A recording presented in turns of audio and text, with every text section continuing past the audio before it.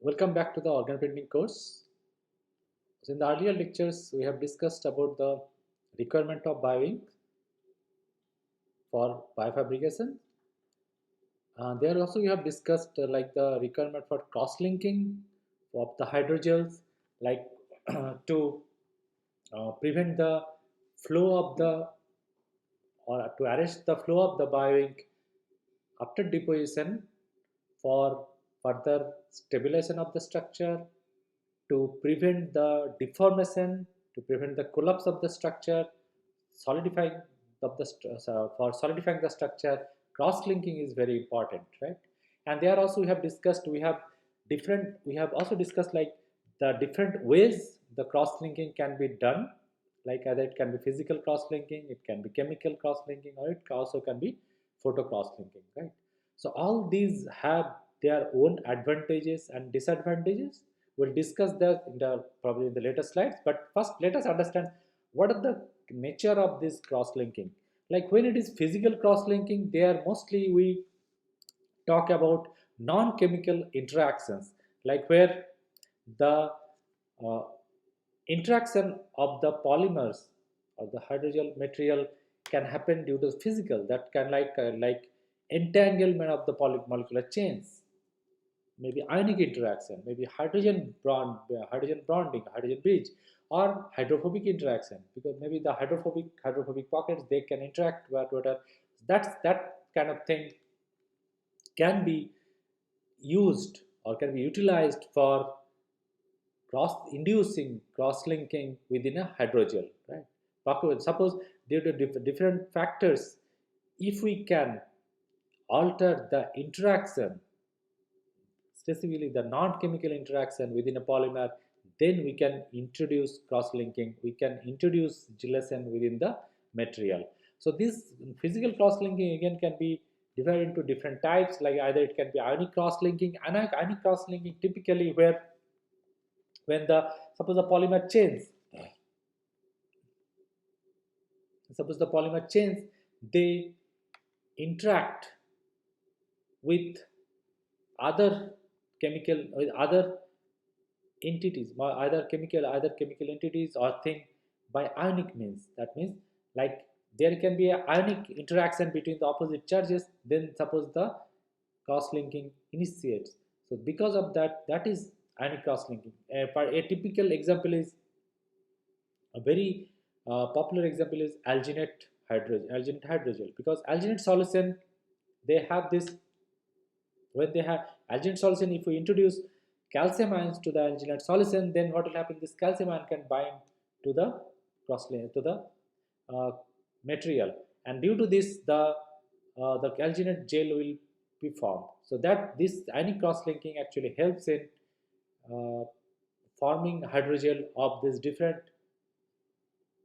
forming gels of these different hydrogel aqueous or different hydrogels due to this ionic interaction. Similarly, stereo complex cross-linking is when suppose the due to this stereo reactions, the two different types of material, like suppose the hydrophilic and hydrophobic groups, if when they interact with each other and then they produce this interaction in certain way, so the cross-linking initiate, that can be another way to introduce cross-linking within a hydrogel. Other thing is thermal cross-linking. So due to this, based on the thermal reactions, right, like thermal induced changes, like because there are different various types of hydrogels, they are sensitive to the temperature, right? Because as different temperature they behave differently. Their nature is physical nature is different. Like suppose one example, typical example is the gelatin at less than 30 degrees centigrade. So that is the transition temperature. Suppose less than 30 degrees centigrade, the gelatin behaves like a solid gel material, but above 30 degrees centigrade it behaves like a liquid material.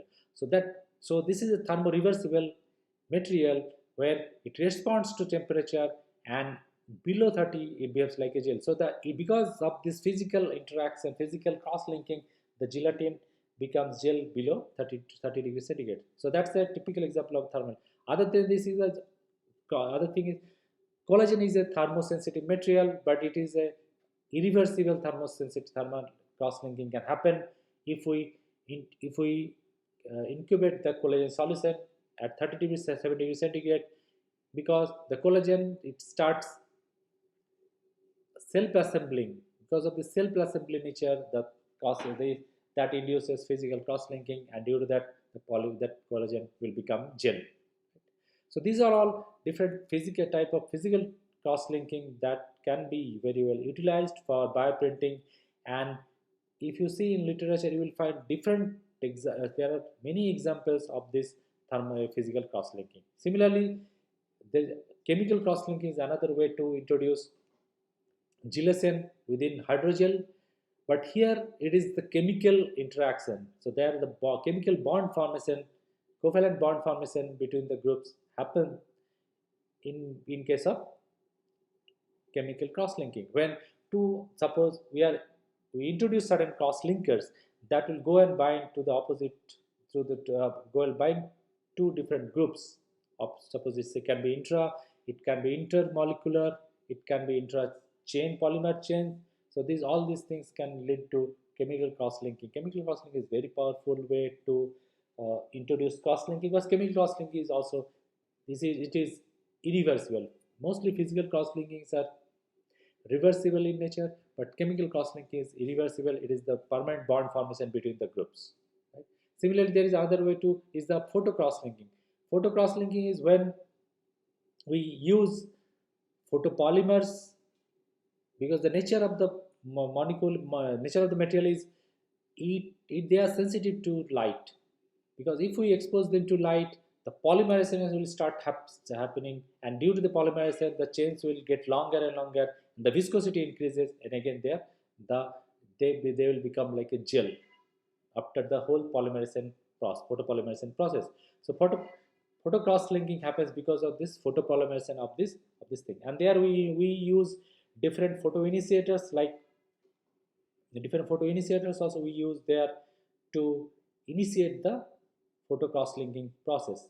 So there are different materials, like the examples are like gelatin methacrylate, polyethylene glycol diacrylate, and various other materials. Those are photosensitive, or those can be photocross linked with the help of light. So these are the different mechanisms, cross-linking mechanisms for hydrogel. Now we'll discuss what are the advantages and disadvantages of each of these cross-linking mechanisms. Like for physical cross-linking, because this is a reversible in nature, interaction ensures constant viscosity during printing, because we can control the interaction of these materials, and we can actually physically, because of this reversible nature interaction, so here we can actually control the photo cross-linking, sorry, control the cross-linking, physical cross-linking of this thing. So it is actually one, here we have more control over the viscosity during the printing.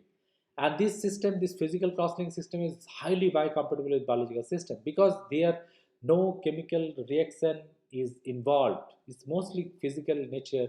That's why this is is excellent compatible with the biological system, and mostly for it can be very well used for different bioprinting applications.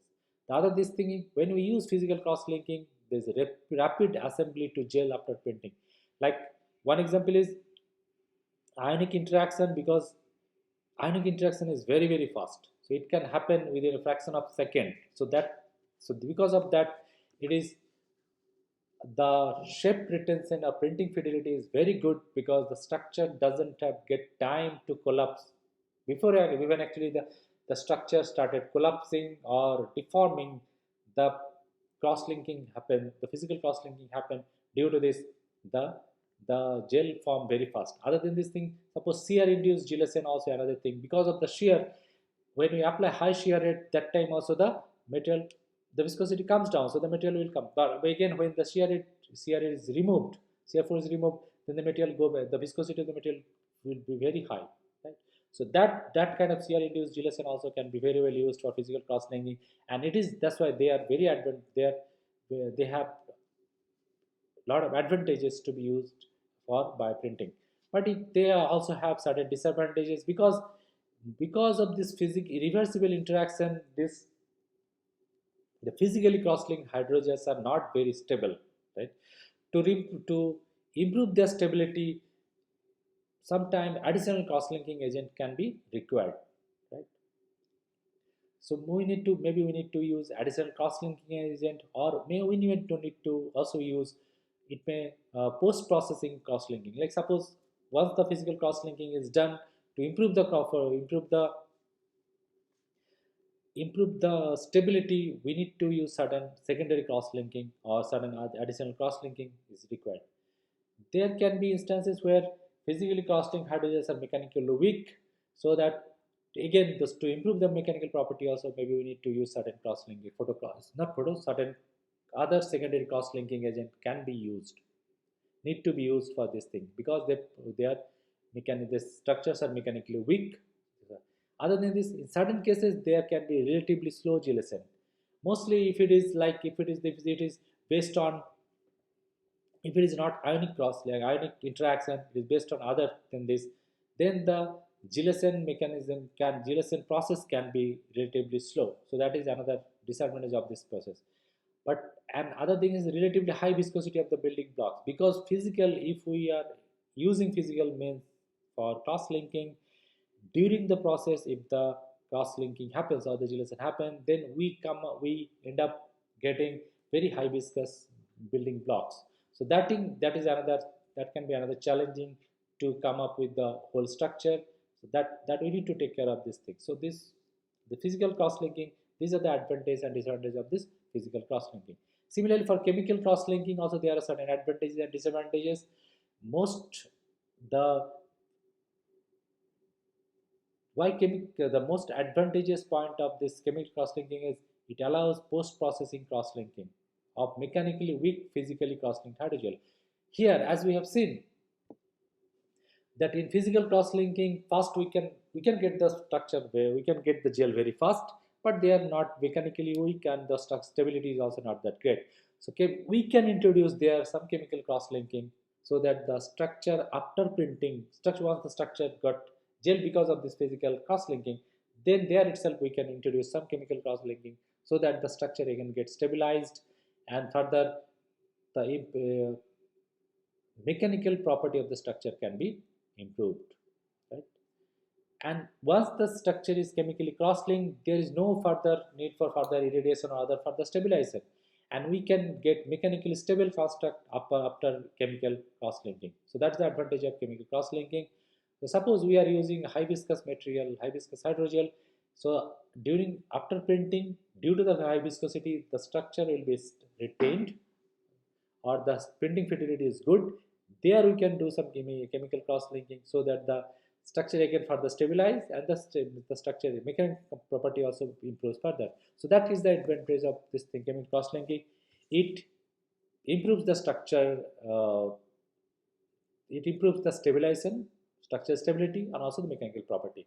Disadvantage is because the chemical cross-linking is we need to use certain harmful chemical cross-linking agent, right? So this some chemical cross-linking agents are very harmful, so that is that disadvantage. And but we need to use certain cross-linker, those are less harmful, or those doesn't have any harm, those are safe to be used, okay? But the other thing is it may this a trigger for chemical reactivity with required stringent control of cross-linking kinetics is needed, because for chemical cross-linking is it is the thing that the process can be slow, it may take, the cross-linking duration can be longer, so it may take some time to cross-linking. So now how to initiate this chemical cross-linking, how to, so what is the trigger, how we can actually initiate, when to start the chemical cross-linking? So that is very tricky, right? Because most of what happens in bioprinting, what we do for chemical cross-linking, most of the time the chemical cross-linkers, everything is added in the within the system or within the bioink, then actually the bioprinting process is done. Now after bioprinting, slowly the chemical reaction starts, and then the start structure getting stabilized or cross-linked. So how to trigger to control the reactivity, chemical reactivity of this cross-linking kinetics, or the kinetics of this thing, that is a tricky thing. In case of photo cross linking, there are certain advantages and disadvantages also, because this photo cross linking, as I already mentioned, this is based on photopolymerization. Okay, so the photopolymerization through irradiation during printing does not affect viscosity during printing in the nozzle, right? Right. So what happens in certain cases, the photo cross linking can initiate during the flow of the bio-ink through the nozzle, right? That time itself, the photopolymerization process can get started. But what happens this photopolymerization process, it the viscosity of the material does not increase immediately. Okay, the viscosity, maybe at the beginning the viscosity doesn't affect much, so that it may help in the biofabrication bioprinting process. That can be advantageous, because we suppose we initiate the photo cross linking process during printing, so the viscosity will can be increased little bit, but that may help in the printing fidelity. The printing fidelity can be improved further, or the structure can get stabilized after that, after printing. So that the printing completes this thing, that time the so the photo cross linking has the advantage of being using in for during in situ bioprinting. During printing, the process can be utilized. Other thing is, it also allows for photo processing cross linking for the stabilizing weak mechanically weak physical cross link hydrogel constructs. Because as we have seen, in case of physical cross linking, we have seen that the structure, what is the structure we got, that is after printing, the structure is not that, the maybe that is not mechanically very strong, or structure is stable. So to improve the mechanical property or the structure stability, we can use this post processing photo cross linking can be utilized. So that is can be another advantage. But the disadvantage is high reaction rates necessary, as polymerization needs to be completed between nozzle and deposition. Because the interesting thing is, in bioprinting, your the photo cross linking should happen as the material started extruding.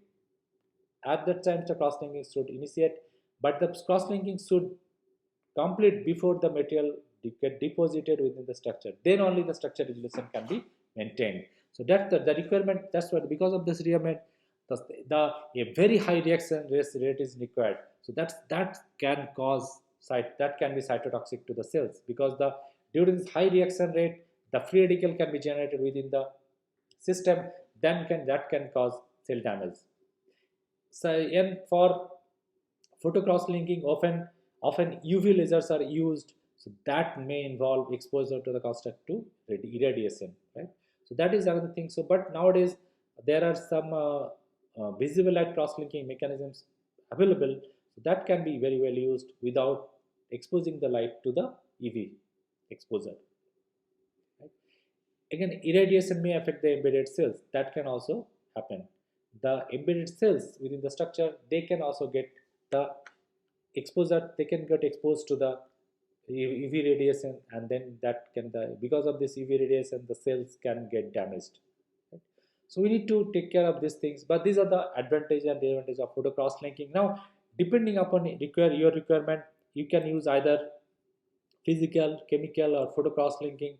Also, because it is mostly the time duration of this all this cross linking, it depends what type of because in certain cases, suppose your bioprinting approaches, your the cross linking needs to be very fast. Then you have to go for, you have to select a cross linking where you can get the very fast cross linking. Like suppose ionic cross linking is very fast. So if your system allows ionic interaction to be introduced, then you can go for that.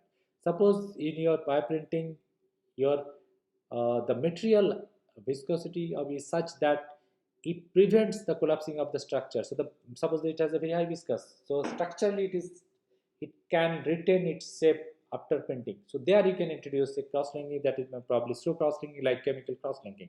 When it post printing, the cross linking you can introduce, and that can lead to a structurally stable, mechanically strong construct. Right? So depending on the requirement, you can choose any of this cross-linking. Other things, that depending on the chemical nature of the material, you can also choose different type of cross-linking mechanism. Because all these different materials, they have their own chemical groups or chemical moieties. So all these, depending upon that, also you can choose any particular type of cross-linking. So thank you all of you for attending this lecture. So again, we'll meet in the next lecture. Thank you very much.